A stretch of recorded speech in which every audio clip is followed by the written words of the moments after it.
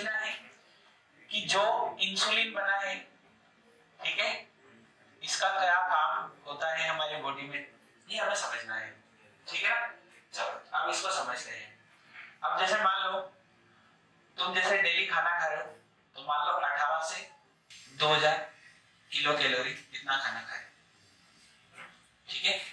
Calorie मतलब इतनी ऊर्जा ले रहे हो, ठीक है, बॉडी में इतनी जरूरत होती है। 2000 कैलोरी तो मान ही लो मिनिमम एक दिन की, ठीक है। लड़कियों में 1500 में काम चल जाता है क्योंकि वो काम कम करती है, लड़के काम ज्यादा करते हैं इसलिए उनको ज्यादा चाहिए होता है, आलसी होती है लड़कियां। चलो तो अब आप बात समझो। अब हम जो एनर्जी लेते हैं तो हमें पता होता है कि हम ये खा रहा हूँ तो इसमें इतनी एनर्जी है तो मैं ले लूं। फिर तुमने मान लो कुछ खाया तो इसमें इतनी एनर्जी है, ऐसे नाप तोल के लेते हो क्या एनर्जी? खाते हो तुम तो, ठीक है। यहाँ से गए 4 रोटियां आ गई तो 4 ही खाए, मैं अगर साथ में जामुन रख दे तो फिर 6 भी हो जाती है, ठीक है ना। मैं और पनीर की सब्जी हो जाए तो 8 भी पहुंच जाएगा, ठीक है। तो कहने का मतलब हमारा जो खाने का तरीका है वो टेस्ट पे डिपेंड करता है। किसके ऊपर डिपेंड करता है? टेस्ट, कि हमें कितना स्वादिष्ट भोजन मिल रहा है। अरे बात समझ में। तो अब मान लो कि तुम्हारी बॉडी को तो इतनी एनर्जी जरूरत थी, है ना। अब तुमने अच्छा ठूस ठूस के खा लिया, 3500 किलो कैलोरी खा लिया, अब क्या होगा? जो 1500 एक्स्ट्रा गया है उसका क्या होगा? तो उसको क्या करता है कि ये बेचारा इंसुलिन, ठीक है, ये क्या करता है कि जो ऊपर का जो भी खाना है, जैसे मान लो सपोज आपने 2 रोटी खाई, कितनी रोटी खाई? 2 रोटी खाई, और इस 2 रोटी से 2 ग्लूकोज बना, कितना ग्लूकोज बना? और इससे मान लो 2 एनर्जी बनी, कितनी बनी? 2 एनर्जी। और आपकी बॉडी को जो एनर्जी चाहिए वो 2 एनर्जी चाहिए, ठीक है। अभी यूनिट छोड़ो सब, ठीक है।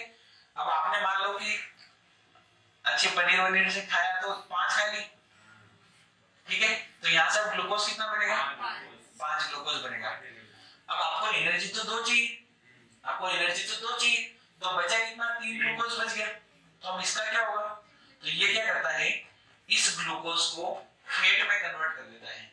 ये क्या करता है? इंसुलिन इस ग्लूकोज को किस में कन्वर्ट कर देता है? फैट में कन्वर्ट कर देता है, ठीक है। इस ग्लूकोज को आप ये भी बोल सकते हो कि यह ब्लड शुगर है। क्या है ये? ब्लड शुगर या ब्लड ग्लूकोज बोलो, क्योंकि अल्टीमेटली जो एनर्जी का ट्रांसफॉर्मेशन है सब इधर से उधर जाता है, वो ब्लड के थ्रू जाएगा। आ रही बात समझ में? तो ये जो भी ग्लूकोज रहेगा ये कहाँ रहेगा? ब्लड में रहेगा। आ रही बात समझ में? आप सोचो कि अगर ये इंसुलिन हो ही नहीं बॉडी में तो ये ग्लूकोज कहाँ रहेगा? ये ब्लड में ही रह जाएगा। इससे क्या होगा? आपकी ब्लड शुगर बढ़ जाएगी। आ रही बात समझ में? और उससे ब्लड शुगर को हम डायबिटीज बोलते हैं। क्या बोलते हैं? जो डायबिटीज की बीमारी होती है उसका कुछ नहीं है, सीधा सीधा मतलब है कि आपके ब्लड में शुगर बढ़ जाना। आ रही बात समझ में? ये इसका कॉन्सेप्ट समझ में आया? तो अगर मैं आपसे पूछूंगा कि इसका काम क्या होता है, इंसुलिन का काम क्या होता है, तो आप क्या बोलोगे? हमारी बॉडी में जो भी एक्स्ट्रा शुगर है उसको किस में कन्वर्ट करना? फैट में कन्वर्ट करना। समझ में आई बात? ठीक है। रोटी में एक तरह से, रोटी एक तरह क्या है, इसमें कार्बोहाइड्रेट होता है, ठीक है। वो जब हम अगला न्यूट्रिएंट चैप्टर पढ़ेंगे ना तो उसमें आपको बिल्कुल क्लियर हो जाएगा। आ रही बात समझ में? जब हम एक गेहूं की रोटी खाते हैं ना तो उसमें लगभग कितनी कैलोरी होती है? उसमें लगभग 30 कैलोरी होती है। कितनी होती है? 30। और मक्के की खाते हैं तो उसमें 90 कैलोरी होती है। कितनी होती है? 90। पर फिर भी अगर मक्के की रोटी आप ज्यादा खाओगे डेली तो आपका वजन कम होने लग जाएगा। ऐसा क्यों होता है? हाँ हाँ, ये अपनी मिथ्या है कि मक्के की रोटी खाने से हमारा वजन बढ़ता है, बढ़ता नहीं है, कम होता है। उसका कारण ये है कि जो मक्के की रोटी है उसमें क्या है कि फाइबर होते हैं। क्या होते हैं? फाइबर। तो वो एक तो क्या कर रही है, एनर्जी ज्यादा दे रही है, और वो एनर्जी कंज्यूम होने में समय लगता है, तो इससे हमें भूख कम लगती है, ठीक है। तो जहाँ पे तुम 5 रोटियां किसकी खा रहे हो? गेहूं की खा रहे हो, उसमें 1 रोटी काम कर देगी आपके मक्की की रोटी का। क्या क्या कहाँ बैठे हो तुम? है भजन कीर्तन तो नहीं करा रहा हूँ। चलो, तो इंसुलिन का काम क्या हुआ? अरे इंसुलिन का काम क्या हुआ? एक्स्ट्रा शुगर को फैट में कन्वर्ट करना, एक्स्ट्रा शुगर को फैट में बदलना। अरे समझ में आई बात? ठीक है। ये शुगर को कहां से उठाएगा? ब्लड से उठाएगा, ठीक है। तो आप ये भी बोल सकते हो एक्स्ट्रा ब्लड शुगर को फैट में कन्वर्ट करना। क्लियर है? ठीक है। अगर जिसको और अच्छे से देखना है तो घर पे जाके YouTube पे सर्च करना, ठीक है, कि फंक्शन प्रोडक्शन ऑफ इंसुलिन, ठीक है, 3D स्ट्रक्चर, तो पूरा बता देगा वो आपको कि कैसे होता है। अरे बात सुन के यहाँ नहीं दिखा रहा हूँ मैं, वीडियो दिखाना बंद कर दिया मैंने आपसे। चलो अब आगे समझो, ये बात समझ में आई, ठीक है। अब क्या होता है कि किसी ने मेरे को डाउट भी भेजा था जब मैं ब्लड चैप्टर पढ़ा रहा था कि ब्लड में ग्लूकोज को किस तरह से नापा जाता है, ठीक है ना। किसने भेजा था, तुम में से है कि नहीं? हाँ, तुमने भेजा था।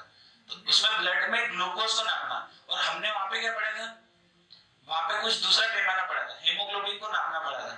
तो दोनों क्वेश्चन अलग अलग होते हैं। ब्लड में किसको नापना है, यहाँ पे क्वेश्चन क्या बनेगा, ब्लड में ग्लूकोज का स्तर नापना, और उस चैप्टर में पढ़ा था ब्लड में हेमोग्लोबिन को नापना। तो जो हेमोग्लोबिन को नापते हैं वो पारे के पैमाने पे नापते हैं, Hg में नाप रहे थे, याद आया कुछ। और जो ग्लूकोज को नापते हैं इसको मिलीग्राम में नापते हैं, किसमें नापते हैं, मिलीग्राम प्रति 100 ml में नापते हैं। तो ये क्वेश्चन भी पूछा जाता है। और इस 100 ml को बोला जाता है डेसीलीटर। क्या बोला जाता है, डेसीलीटर, डेली लिख दिया, डेसीलीटर। अरे समझ में आया। तो आपको ऑप्शन में या तो मिलीग्राम प्रति 100 ml मिलता है या मिलीग्राम प्रति डेसीलीटर मिलता है। ये इसकी यूनिट है, इसकी यूनिट है रक्त में, रक्त में हिंदी में लिखेंगे तो रक्त में शर्करा को नापना, रक्त में शर्करा को नापना। अरे समझ में आया। या इंग्लिश में क्या बोलेंगे, blood glucose level, blood glucose level या ब्लड शुगर लेवल, ठीक है। ये सारी बातें एक ही होती है, इन सबका मतलब एक ही निकलता है कि सीधा सीधा ग्लूकोज को नाप रहे, शुगर का नाप रहे, सारी बातें एक होती है, ठीक है। तो इसकी यूनिट याद रहेगी कि नहीं रहेगी, मिलीग्राम प्रति 100 ml। तो आप ये सोच समझ के बताओ कि ऐसा थोड़ी नहीं है कि ग्लूकोज कितना भी हो जाए तो चलेगा, ठीक है। तो इसका कोई प्रभाव तो होता होगा ना, कि एवरेज तो होता होगा कि कितना रहना चाहिए, ठीक है। तो कितना रहना चाहिए, ठीक है, वो भी याद रखना आपने। आई बात समझ में। तो अब जैसे मान लो किसी के घर में है कि किसी को डायबिटीज है, ऐसा जो भी डायबिटीज वाले पेशेंट होते हैं ना, उनका 2 बार ग्लूकोज लेवल चेक किया जाता है। कितनी बार चेक किया जाता है, 2 बार। एक तो खाने से पहले चेक करते हैं और एक खाने के बाद चेक करते हैं। अरे बात समझ में। ऐसा क्या होता है कि जब आपका पेट भूखे और पेट रहोगे तब आपने कुछ खाना तो नहीं खाया, तो जो ब्लड में ग्लूकोज रहेगा उसका लेवल रहेगा लो। और जब खाना खा लोगे तो खाने से क्या मिलेगा, आपको बॉडी को ग्लूकोज मिलेगा, और वो ग्लूकोज कहाँ जाएगा, ब्लड में जाएगा। उस टाइम पे आपका जो ब्लड में ग्लूकोज लेवल है वो क्या हो जाएगा, हाई हो जाएगा। अरे बात समझ में। तो इसका लेवल कितनी तरह से नापेंगे हम, 2 तरह से नापेंगे। एक तो खाली पेट, इंग्लिश में बोलते हैं फास्टिंग, क्या बोलते हैं, फास्टिंग।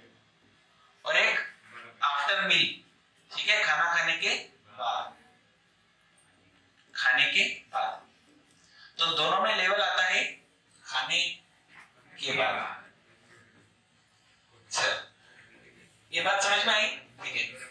अब ये अपना एक आइडिया होना चाहिए कि खाना खाने से पहले जो होगा वो ग्लूकोज लेवल कम क्यों होगा, कम क्यों होगा, क्योंकि हमने खाना खाया नहीं, भूखे पेट है, तो ग्लूकोज गया ही नहीं है।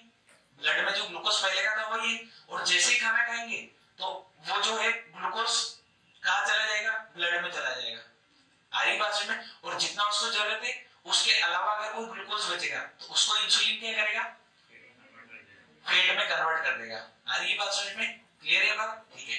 तो जो खाली पेट होता है ये होता है 60 से 80 मिलीग्राम प्रति 100 ml, ये इसकी यूनिट है, ठीक है। और 100 ml को बहुत सारी बार डेसीलीटर लिखा जाता है, क्या लिखा जाता है, डेसीलीटर, ठीक है।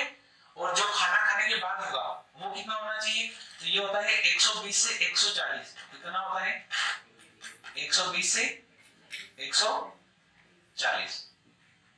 समझ में आया। तो जो पेपर में क्वेश्चन पूछा जाता है उसमें मेंशन नहीं होता है कि आपको खाली पेट पूछ रहा है कि खाना खाने के बाद पूछ रहा है, वो एक एवरेज पूछ रहा है। तो हमें एवरेज इसका मैक्सिमम देना है और इसका मिनिमम देना है। यानी कि अगर मैं एवरेज लेवल की बात करूंगा तो 80 से 120 मिलीग्राम प्रति 100 ml। अरे समझ में आया कि नहीं आया, क्लियर है। तो अभी हमने क्या समझा कि जो भी हम खाना खाते हैं उस खाने से जो हमें ग्लूकोज मिलता है, ठीक है, ग्लूकोज बोलो स्टार्च बोलो सारी बातें एक है, ठीक है। तो जो भी हमें ग्लूकोज मिलेगा वो ग्लूकोज सबसे पहले कहाँ जाएगा, ब्लड में जाएगा, जितना ब्लड को जरूरत है, ठीक है। अगर हमने एक्स्ट्रा खाया तो एक्स्ट्रा ग्लूकोज जाएगा और वो एक्स्ट्रा ग्लूकोज किसमें? फैट में। ये काम कौन करता है? इंसुलिन करता है। तो ये इंसुलिन का क्या हो गया? मेन काम हो गया। आ रही बात समझ में? अगर ये मेन काम ये नहीं करेगा, ये इंसुलिन की कमी होगी तो हमारे बहुत सारी दिक्कतें हो सकती है। आ रही बात समझ में? और दूसरा इसका लेवल एक एवरेज होता है, तो खाली पेट इतना होना चाहिए, भरे हुए पेट इतना होना चाहिए। ठीक है, खाली पेट और भरे पेट वाला याद नहीं रखो, पर एवरेज याद होना चाहिए। कितना? 80 से 120 मिलीग्राम प्रति 100 ml या मिलीग्राम प्रति डेसीलीटर। ठीक है, तो ये यूनिट हमें याद रखना है। याद हो जाएगी? ठीक है, लिखो ये दोनों बातें इंसुलिन की। एवरेज सब होना चाहिए मतलब। हाँ,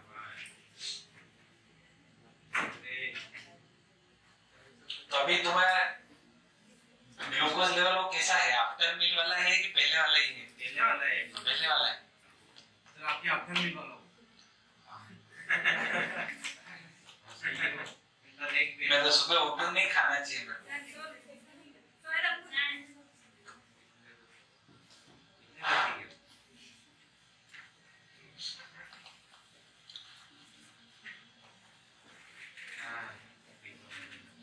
आज रनिंग तो तुम खुद ही कर लेना है ना?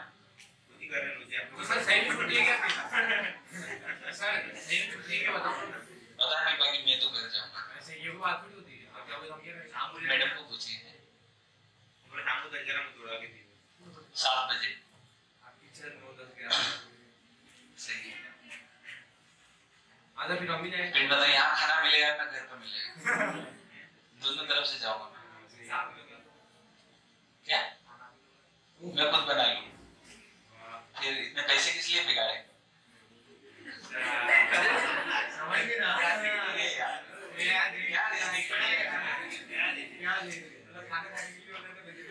अरे क्या है?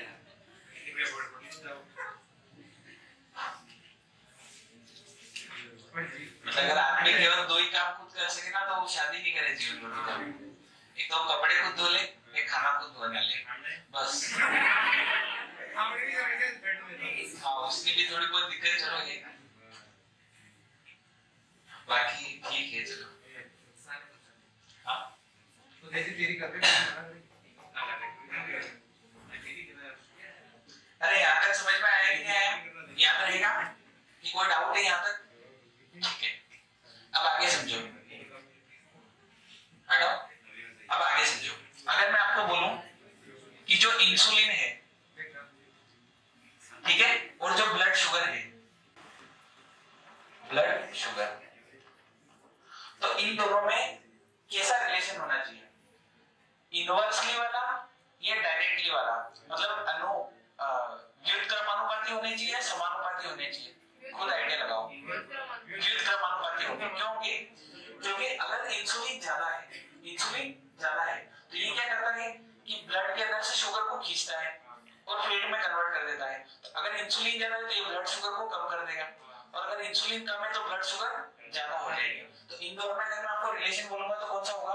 इनवर्सली वाला होगा। कैसा होगा? इनवर्सली वाला होगा। याद रहेगा? ठीक है, अगर इंसुलिन बढ़ेगा तो ब्लड शुगर कम हो जाएगा, और ब्लड शुगर बढ़ेगा तो इंसुलिन कम हो जाएगा। समझ में आ रहा है कि नहीं आ रहा है? क्लियर है? ठीक है, तो अब यहाँ से रोग होते हैं, 2 तरह के होते हैं। कौन कौन से? या तो इसके बढ़ने से या इसके कम होने से, या तो इसके बढ़ने से या इसके कम होने से। तो आप सोच समझ के बताओ कि अगर मैं आपको बोलूं कि इंसुलिन बढ़ जाए, तो ये ब्लड शुगर क्या होगी? कम होगी। ये ब्लड शुगर क्या होगी? ब्लड शुगर ये क्या हो जाएगी? कम हो जाएगी। और अगर यहाँ पे बोलूं कि इंसुलिन कम हो जाए, तो ब्लड शुगर क्या होगी? बढ़ जाएगी। ब्लड शुगर क्या होगी? बढ़ जाएगी। ठीक है, तो दोनों ही स्थितियों में हमारे दिक्कत है। अगर ब्लड शुगर ज्यादा ही कम भी हो जाता है ना तो बहुत सारे कोमा में चले जाते हैं। हाँ, शुरू में तो इसके लक्षण होते हैं कि चक्कर आते हैं, अपने को क्या आते हैं? चक्कर आते हैं, हम बेहोश होते हैं। ठीक है, और अगर ज्यादा ही कम हो गई, 40 से नीचे उधर चली गई, तो आप डायरेक्ट कहाँ पहुंच जाओगे? कोमा में। ठीक है, और बढ़ने से भी दिक्कत है। बढ़ने से क्या दिक्कत है कि बढ़ना, ब्लड शुगर हाई होना एक तरह से जेनेटिक बीमारी भी है, आनुवंशिकता के ऊपर भी डिपेंड करती है कि मान लो आपके पापा मम्मी, दादा दादी, ठीक है, नाना जी नानी जी, उनमें से किसी के भी अगर ब्लड शुगर हाई की दिक्कत है तो वो आपके आपके अंदर भी हो सकती है, संभावना होती है, और ये जेनेटिकली बीमारी भी होती है। और नहीं भी है, और अगर ब्लड शुगर बढ़ गया तो आपको बढ़ने पे एक ही दिक्कत होगी, वो क्या होगी? डायबिटीज। वो क्या होगी? डायबिटीज। पर ये डायबिटीज होती है टाइप 1 की। कौन सी होती है? हाँ, डायबिटीज भी दो तरह की होती है। एक पढ़ाऊंगा मैं आपको पीयूष ग्रंथि में, जब पिट्यूटरी ग्लैंड पढ़ाऊंगा तो उसमें एक और डायबिटीज बताऊंगा। तो यहाँ पे जो डायबिटीज होती है वो कौन सी वाली होती है? टाइप 1 की होती है। अब ये डायबिटीज ऐसी बीमारी होती है ना, जो हमने ऑटो इम्यून सिस्टम पढ़ाया मैंने तुम्हें, स्व प्रतिरोधकता वाला, ये वैसी कुछ बीमारी है कि अगर किसी के ब्लड शुगर हाई हो जाता है तो ये क्या करता है? आपकी आंखों को डैमेज कर देता है, आपके हार्ट को फेल कर देता है, ठीक है, हार्ट की नसों को चोक कर देता है, किडनी को पहुंच जाता है नुकसान, ठीक है। तो ये चीज होनी नहीं चाहिए। इसके लिए क्या करें? अब इसके लिए जरूरी नहीं है कि भाई जो मिठाई खाते हैं उससे ही ब्लड शुगर होती है, ठीक है, सीधा सीधा आदमी उससे रिलेशन निकालता है, ऐसा कुछ नहीं है।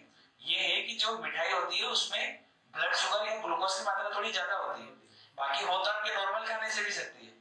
आ रही बात समझ में? और ये एक ऐसी बीमारी है जो पूरी तरह आप खत्म नहीं कर सकते हो, बस कंट्रोल कर सकते हो। आप किसी भी डायबिटीज वाले को देखना, जैसे मेरे बड़े पापा को थी, ठीक है, अभी तो परलोक सिधार गए, अभी नहीं, तो उनको थी ना, तो कंट्रोल कभी नहीं होती थी, मतलब कंट्रोल होती थी, खत्म कभी नहीं हुई वो बीमारी।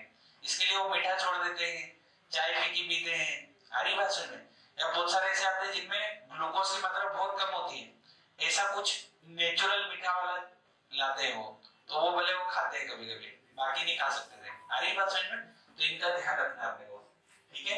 ये कब होता है? ये ज्यादातर जब हमारा पेनक्रियास जो है, ये सब अंदर किसके अंदर पड़ रहा है? पेनक्रियास के अंदर। अगर पेनक्रियास से काम नहीं करेगा ना तो फिर ये दिक्कत होने लग जाती है। आ रही है बात समझ में? तो अगर आपसे पूछा जाएगा कि इंसुलिन की वृद्धि से कौन सा रोग होता है, तो डायबिटीज 1 होता है। कौन सा होता है? डायबिटीज। और अगर इसको प्रॉपर पूरा नाम लिखूंगा तो इसका नाम होता है डायबिटीज मेलिटोटिस। क्या नाम होता है? डायबिटीज मेलिटोट्स, मेलिटोट्स, ठीक है। बाकी इतना याद नहीं रखोगे, केवल डायबिटीज याद रख लोगे, और कौन सी वाली? टाइप 1 वाली, ठीक है, तो सफिशिएंट है। वृद्धि से हां उधर लिखो ना, क्या ये कमी पे सर, कमी पे। हां इंसुलिन की कमी से और ब्लड शुगर की वृद्धि से। इंसुलिन कम होगा तो ब्लड शुगर बढ़ेगी, और ब्लड शुगर बढ़ेगी तो क्या होगा? अरे सही तो लिखा था यार, तुम भी है ना, कुछ भी लिखवा देते हैं, डायबिटीज। अरे समझ में आया? ये डाउट है? आप समझ ही नहीं पा रहे हो, वापस सुनो मैंने क्या बोला। मैंने आपको बोला कि जो इंसुलिन होता है वो ब्लड के अंदर से शुगर को खींच लेता है। तो अगर इंसुलिन कम बढ़ गया तो अब वो इतना खींच पाएगा क्या शुगर को? नहीं खींच पाएगा। तो अगर वो शुगर को खींच नहीं पाएगा ब्लड के अंदर से, तो ब्लड के अंदर शुगर की मात्रा क्या होगी? बढ़ जाएगी। और ब्लड के अंदर शुगर की मात्रा बढ़ना मतलब आपको डायबिटीज होगा। आ रही बात समझ में? और अगर ब्लड के अंदर शुगर की मात्रा कम पड़ेगी, ठीक है, तो फिर मैंने आपको जो प्रॉब्लम बताई, कौन सी बताई थी अभी? बेहोश होना, कोमा में जाना, ये सारे उससे होती है दिक्कतें, ठीक है। अगर इसका मैं साइंटिफिक नाम लिखूं तो ये होता है हाइपोग्लाइसीमिया। क्या होता है? हाइपोग्लाइसीमिया, ये इसका साइंटिफिक नेम है, हाइपोग्लाइसीमिया, ग्लाइसीमिया। तो क्वेश्चन ऐसे पूछा जाता है कि डायबिटीज रोग किसके कारण से होता है? तो इंसुलिन की कमी से। किसके कारण से होता है? इंसुलिन की कमी से। इंसुलिन की कमी से कैसे हो रहा है कि जैसे इंसुलिन कम होगा ब्लड शुगर बढ़ जाएगा, और ब्लड शुगर बढ़ गया मतलब डायबिटीज हो गया, ठीक है। हिंदी में बोलते हैं मधुमेह की बीमारी। क्या बोलते हैं? मधुमेह की बीमारी। और दूसरी तरफ हाइपोग्लाइसीमिया किसके कारण से होता है? तो इंसुलिन की वृद्धि से होता है। किसके कारण से होता है? अगर इंसुलिन ज्यादा एक्टिव है तो वो ब्लड के अंदर जितनी शुगर होनी चाहिए, ठीक है, उतनी नहीं रखेगा, ज्यादा निकालेगा, और ज्यादा निकालेगा तो फिर आपको कौन सी बीमारी हो जाएगी? हाइपोग्लाइसीमिया, जिससे आपको चक्कर आएंगे, ठीक है, आप बेहोश हो जाओगे, और ज्यादा ही अगर खींच लिया, ठीक है, तो फिर आप कोमा में सिधार जाओगे। अरे समझ में आया? ठीक है, जैसे बड़ लोग सिधारते हैं ना, वैसे कोमा में सिधार सकते हैं, ठीक है। हिंदी पढ़ रहे हो ना? ठीक है, मेरे को हिंदी नहीं आती, हिंदी भी आती है पर उतनी नहीं आती जितनी तुम्हें आती है। अरे समझ में आया यहाँ तक? कोई डाउट है क्या? सर ये किसका नाम है? पूरे रामायण में पूछा राम को। अरे इंसुलिन इंसुलिन है, इससे दो तरह के रोग होते हैं। कितने तरह के होते हैं? एक तो इंसुलिन की वृद्धि से, इंसुलिन की कमी से। इंसुलिन कम बढ़ेगा तो ब्लड शुगर बढ़ेगा, ब्लड शुगर बढ़ेगा तो डायबिटीज होगा। इंसुलिन बढ़ेगा तो ब्लड शुगर कम होगा, ब्लड शुगर कम होगा तो आपको ये बीमारी होगी। और ये बीमारी का नाम है, और इसके लक्षण मैंने आपको बताए कौन से? बेहोश होना या चक्कर आना। ठीक है, क्लियर है यहाँ तक का? ठीक है। अच्छा, आप याद क्या रखोगे? आप मेन ये वाला पॉइंट याद रखोगे। आप कौन सा वाला पॉइंट याद रखोगे? कि इंसुलिन और ब्लड शुगर आपस में क्या होते हैं? व्युत्क्रमानुपाती होते हैं, और इसी से आपको आंसर देना है। ठीक है, इनको याद नहीं करना है। इनको याद करोगे तो कहीं ना कहीं आप भूल जाओगे कि कमी से हो रहा था कि वृद्धि से हो रहा था। कंफ्यूजन होगा बहुत, क्योंकि बीमारी कितनी आदमी भी तो सोचो, अभी तो आधा चैप्टर ही नहीं हुआ है। तो इसलिए आप ये वाला पॉइंट याद रखो। कौन सा वाला? इंसुलिन और ब्लड शुगर में कैसा रिलेशन है? इनवर्स का रिलेशन है। एक बढ़ेगा तो दूसरा कम होगा, एक कम होगा तो दूसरा बढ़ेगा, और फिर ब्लड शुगर से हम ये दोनों डिसाइड कर सकते हैं। समझ में आया? कोई डाउट? ठीक है, चलो तो ये पूरा हो गया। ये और कुछ बचा है इसमें? पेनक्रियास में बचा है? क्या बचा है? अभी तो हमने पहला पढ़ा है। कौन सा पढ़ा है? चलो छापो। अभी तो हमने कौन सा पढ़ा है? केवल और केवल इंसुलिन पढ़ा है। अभी क्या बाकी है? ग्लूकागन बाकी है, और फिर कौन सा है? सोमेटोस्टेटिन बाकी है ना? अच्छा, कभी भी डिसीज जो पूछी जाती है, रोग, वो कभी भी जिसका परसेंटेज सबसे ज्यादा होता है उससे पूछा जाता है। तो सबसे ज्यादा परसेंटेज किसका था? बीटा सेल का था। बीटा सेल से कौन सा हार्मोन है? इंसुलिन। तो इसलिए मैंने आपको इंसुलिन के दोनों तरह के रोग बता दिए। ठीक है ना? तो क्वेश्चन रोग से ज्यादातर यही से बनेगा, बाकी से उनका वर्ग पूछा जाता है। ठीक है,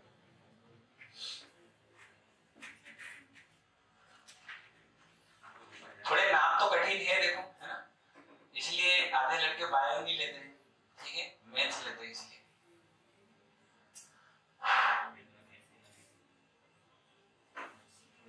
समझ में आया? लिख लिया? हाँ ना ही नहीं बोलते। क्या है मतलब? तुम उदासीन प्राणी हो गए, न्यूट्रल हो गए, ना तो तुम्हारे अंदर कोई जोश है ना कोई दुख है, बस बैठे हो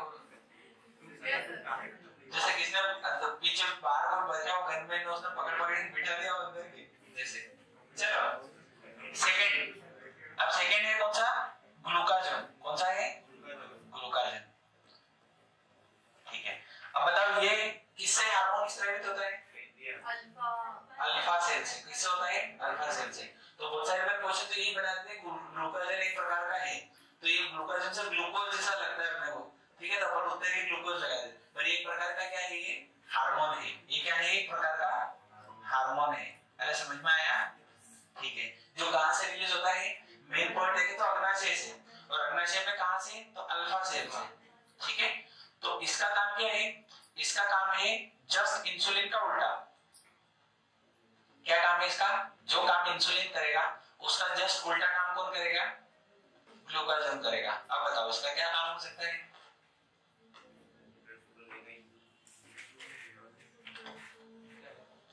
ब्लड शुगर में तो कम होगा, उसको बढ़ाएगा, पेट को कम करेगा। ये क्या कर रहा था? इंसुलिन का काम था शुगर को फैट में बदलना, ये उल्टा करेगा, फैट को शुगर में बदलेगा। अरे अगली बात समझ में? तो ग्लूकोज का मेन काम ये क्या है? फैट को शुगर में बदलना।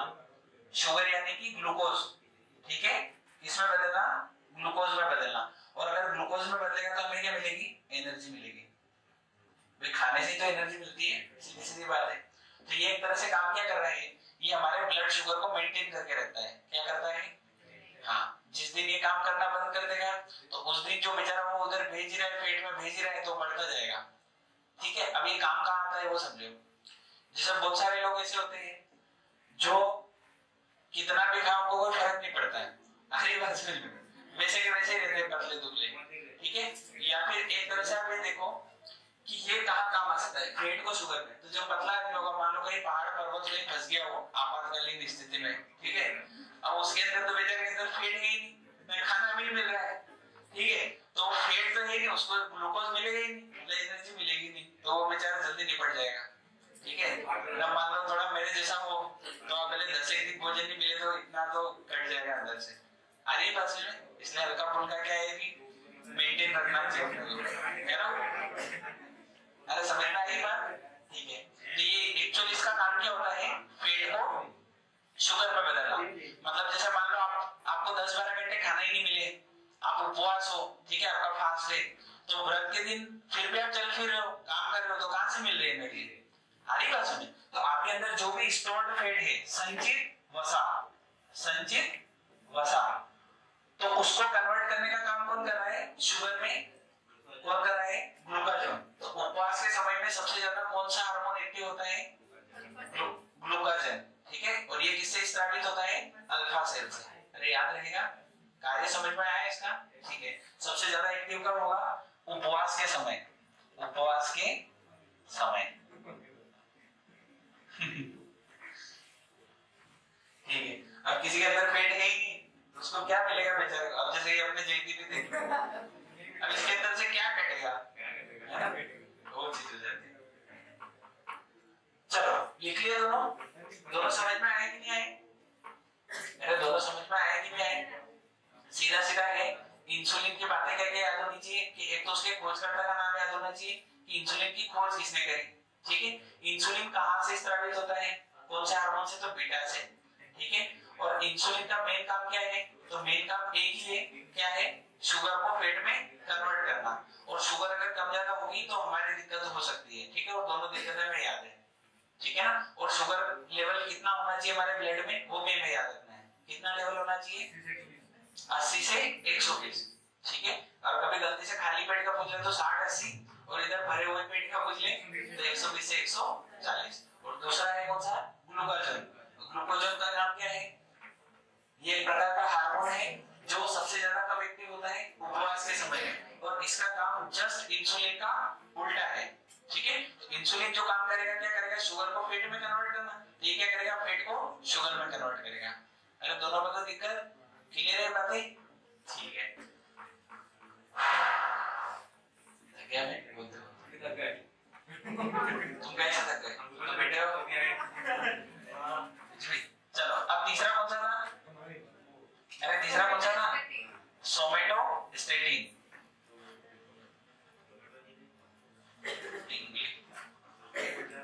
अब इसका क्या काम होगा बताओ,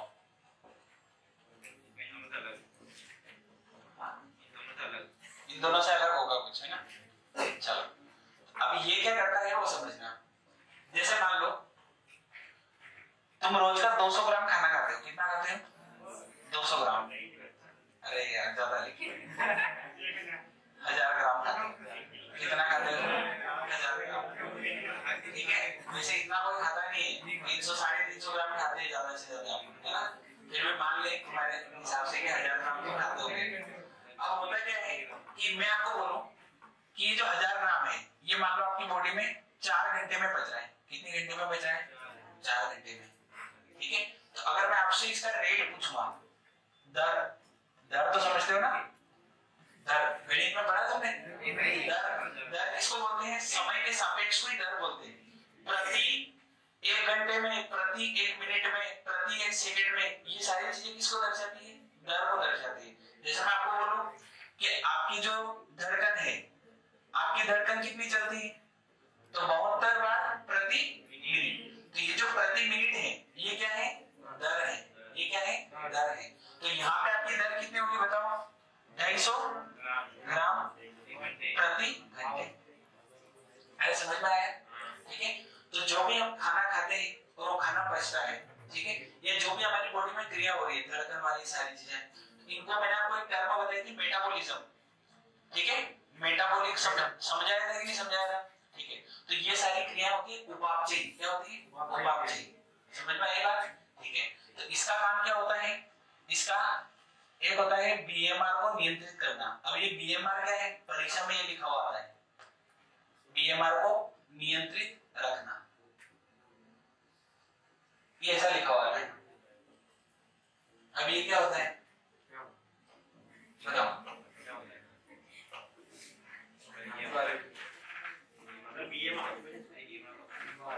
हाँ अभी मैंने समझाया ना, उसी के बेस पे क्या बोल रहा है महाराज, क्या बोल रहा है, रिंको महाराज के लिए वो मेटाबॉलिज्म रेट। अरे अभी दर वर्ड समझाए थे, दर को इंग्लिश में बोलते हैं रेट, मेटाबॉलिज्म और बी से हो गया बेसिक। ठीक है, तो ये आपकी जो बेसिक मेटाबॉलिज्म रेट है उसको कम करता है। उसको क्या करता है? कम करता है।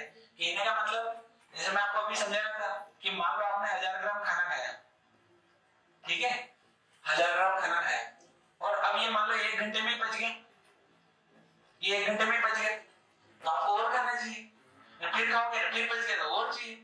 तो इसलिए जो पतले होते हैं ना, जिनका मेटाबॉलिज्म फास्ट होता है, ठीक है, पचाने की दर ज्यादा होती है, वो खाते ही रहते हैं, उनके पचता ही रहता है। तो न तो वो मोटे होते हैं न पतले होते हैं, मतलब पतले ही रहते हैं हमेशा। आ रही बात समझ में? और ये दिक्कत क्या करता है आपातकालीन स्थितियों में, कि मान लो कि वहां से पैकेट फेंक रहे ने, एक अपने हाथ में आया न खाया, न मान लो कि एक के तो मेटाबॉलिज्म रेट स्लो है, एक के फास्ट, तो उसने तो खाया ना, बच गया ना, उसको तो और पैकेट चाहिए, कहां से लाएंगे वो बेचारे? एक एक से, और जिसके उस समय पे ये काम आती है। तो जो सोमेटोस्टेटिन होता है यह आपातकालीन स्थिति में हमारी इसमें क्या करता है? बीएमआर को कम करता है, बीएमआर को नियंत्रित रखता है। क्लियर है? तो क्वेश्चन ये पूछा जाता है वह कौन सा हार्मोन है जो हमारी उपापचयी दर को कम करने का काम करता है? तो क्या उत्तर हुआ? सोमेटोस्टेटिन। ठीक है, उपापचयी दर ना लिखा हुआ है तो उसकी वर्ड में बीएमआर शॉर्टकट में लिख के आता है कभी कभी, तो दोनों पॉइंट याद होनी चाहिए। इसका मतलब क्या है? उपापचयी दर, उपापचयी दर। अरे समझ में आया कि कोई डाउट है तीनों में? तीनों के काम याद हुए कि नहीं हुए? तीनों के काम याद हुए कि नहीं हुए? हो गए याद? ठीक है। उपापचयी दर, बीएमआर को नियंत्रित रखना, ठीक है, या कम करना। नियंत्रित मतलब कम ही होता है एक तरह से। चलो, तो एक तरह से ये हमारी बॉडी में कम होना चाहिए, ठीक है, जिससे क्या होगा कि जो हम खा रहे हैं उसे एनर्जी में धीरे धीरे मिले, है ना। पता चले कि खाया ने सब निपट गया, पता चले 2 घंटे बाद कुछ नहीं खाया, है ना, फिर खाना चाहिए। ये एक तरह से कम ही होना चाहिए। तो इसको कम करने का काम कौन करता है? सोमेटोस्टेटिन करता है, ठीक है ना। चलो, अगर इसको मान लो टाइम पे फिर नहीं मिलेगा, फिर आप ये सारी फैट को कंज्यूम करेगा, फिर भी नहीं मिला, ठीक है, बीएमआर मान लो आपका कंट्रोल ही नहीं है, बहुत फास्ट है, बहुत ज्यादा, तो फिर वो आपके शरीर के अंगों को खा जाएगा, उसको कुछ ना कुछ चाहिए खाने के लिए, वैसा वाला काम हो गया इसके, ठीक है ना। तो तीनों तरह के हमें याद होने चाहिए। कौन कौन से? इंसुलिन, दूसरा ग्लूकागन, तीसरा सोमेटोस्टेटिन। अब इसमें एक पॉइंट और बाकी रह गया है, एक पॉइंट और ये बाकी रह गया है कि जो इंसुलिन होता है, ठीक है, तो इससे यहाँ से क्वेश्चन बनता है कि इंसुलिन को बनाने के लिए कौन सा खनिज आवश्यक है। जैसे हमने आयोडीन पढ़ा था, तो आयोडीन किसके लिए जरूरी था? आयोडीन किसके लिए जरूरी था? थायराइड के लिए, थायरोक्सिन के लिए। कैल्शियम किसके जरूरी था? कैल्शियम के लिए। तो ऐसे ही जो इंसुलिन होता है, जो इंसुलिन होता है, इसके लिए भी एक खनिज आवश्यक होता है, उसको बोलते हैं जिंक। क्या बोलते हैं? जिंक, जस्ता, ठीक है। अगर हमारी बॉडी में जिंक की मात्रा कम हो जाती है तो फिर हमारे 2 तरह की दिक्कतें होती हैं। कितनी तरह की दिक्कतें होती हैं? 2 तरह की। अगर जिंक कम हुआ तो सीधा सीधा कौन कम हुआ? इंसुलिन कम हुआ। इंसुलिन कम हुआ तो ब्लड में शुगर बढ़ जाएगी। हरी बात समझ में। और एक दिक्कत तो ये बता दी थी मैंने, एक और दिक्कत क्या होती है कि हमारे घाव नहीं भरते हैं, नहीं भरते हैं। मान लो आपके कहीं चोट आ गई, आपकी बॉडी में जिंक की कमी है, तो घाव बहुत दिनों तक ठीक ही नहीं होगा। हरी बात समझ में, बहुत दिक्कत होगी। और इसीलिए बहुत सारे गांव में पता भी होता है कि अगर किसी के शुगर है ना, शुगर की बीमारी है, ब्लड शुगर है, तो उसका घाव ठीक ही नहीं होता है। हरी बात समझ में। सिटी में क्या होता है कि जैसे अपने गांव में मान लो कोई बीमार हुआ, तो जब पाइटर डॉक्टर पे ले जाए ना, वो पाइटर डॉक्टर उसको कुछ नहीं पता, उसको एक ही पता है कि ग्लूकोज का इंजेक्शन लगाना, ठीक है, वो सबके लिए उसके पास एक ही ब्रह्मास्त्र दवा होती है, इसीलिए वो दिक्कत हो जाती है ना। और सिटी में क्या है, वो तुरंत बेचारा हॉस्पिटल। हालांकि गांव के लोगों को इतना जल्दी कुछ होता ही नहीं है, ठीक है, बहुत रेयर बीमार होते हैं, इतना जल्दी बीमार नहीं होते। अब जैसे कोरोना है, तो कोरोना में गांव वाले लोगों को कुछ नहीं हुआ। मैंने कालू सर तो पूरे कोरोना में हम निपट रहे ना, हमने बाहर ही खाना खाया, फिर भी कुछ नहीं हुआ। मैंने तो टीका भी लगवाया, वैक्सीनेशन भी लगवाया, ठीक है। फिर भी कुछ नहीं हुआ।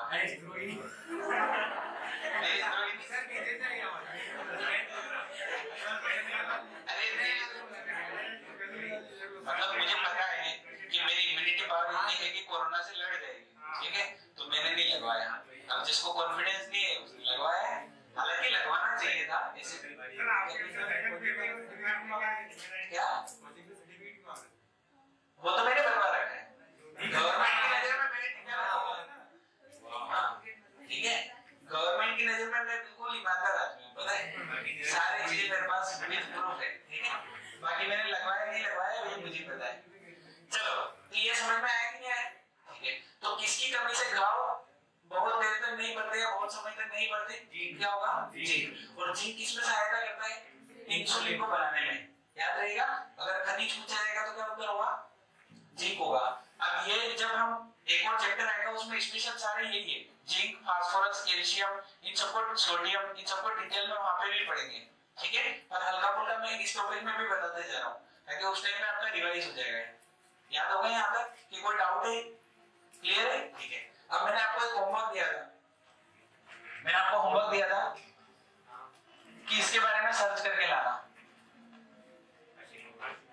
हाँ, कौन करके लाया, हाशिमोटो डिसीज, हाशिमोटो रोग के बारे में सर्च करके लिए एक ने भी नहीं किया, अभी करा मैंने, घर पे कर रहा है, ठीक है। तो कुछ लिखा हुआ आया होगा उसमें, क्या आया, पढ़,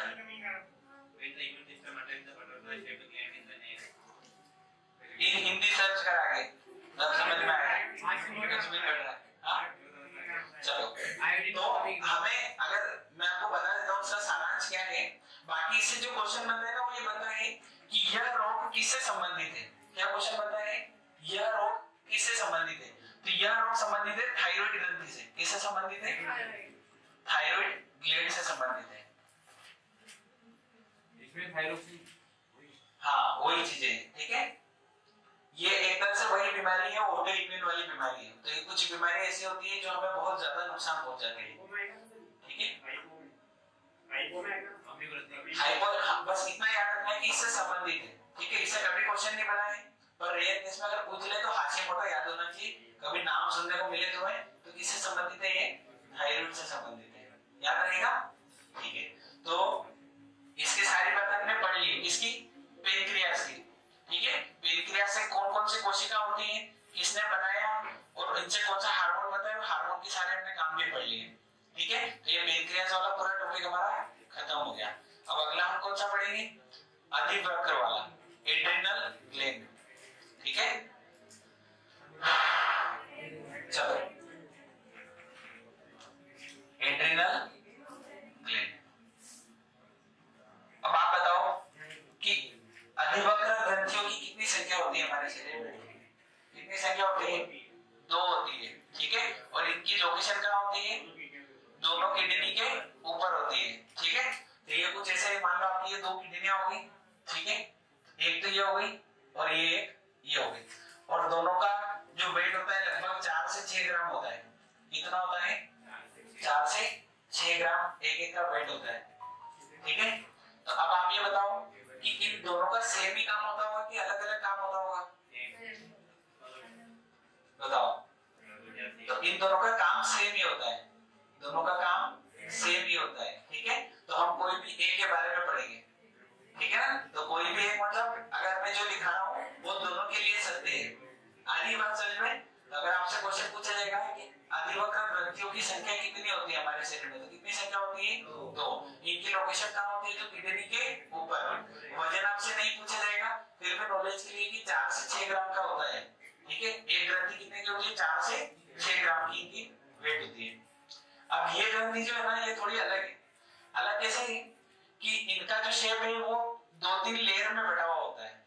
आरी बात समझ में। तो अगर मेन इनकी लेयर देखी तो 2 लेयर होती है, एक तो बाहरी भाग होता है और एक अंदर का भाग होता है, ठीक है।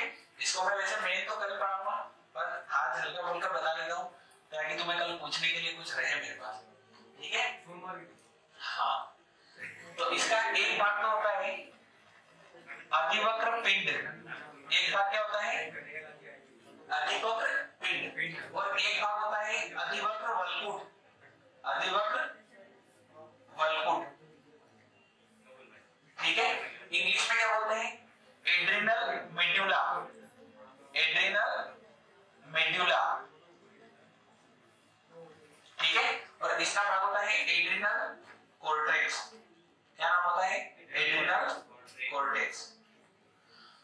इनमें से क्या होता है कि ये जो होता है ये अंदरी भाग होता है या अंतर भाग होता है, ठीक है। तो अगर आपसे पूछा जाएगा कि अधिवक्र ग्रंथि के अंदर का भाग कौन सा होता है, तो कौन सा होता है, वॉल्यूट वाला, ठीक है, इंग्लिश में बोलते हैं कॉर्टेक्स। और बाहरी भाग कौन सा होता है, पिंड। अब आप ये बताओ कि मान लो आप संतरे खाते हो, तो संतरे में बाहरी भाग की मात्रा ज्यादा होती है कि अंदरी भाग की, अंदरी भाग तो बस छिलका होता है, तो इसमें भी एक तरह से छिलका हो गया, ये जो खाने वाला भाग हो गया, वो हो गया, ठीक है। तो इसका जो परसेंटेज होता है ये लगभग 20% होता है, कितना होता है 20, और ये जो होता है ये लगभग कितना होता है 80%। समझ में आया, ठीक है। अब इसमें क्या होता है कि इससे भी बहुत सारे हार्मोन रिलीज होते हैं और इससे भी बहुत सारे हार्मोन रिलीज होते हैं, ठीक है। तो इसके हार्मोन हम अलग पढ़ेंगे और इसके अलग पढ़ेंगे। इससे कितने हार्मोन रिलीज होते हैं ये भी मैं कल पढ़ाऊंगा, और इससे कितने हार्मोन रिलीज होते हैं ये भी मैं आपको कल पढ़ाऊंगा, ठीक है ना।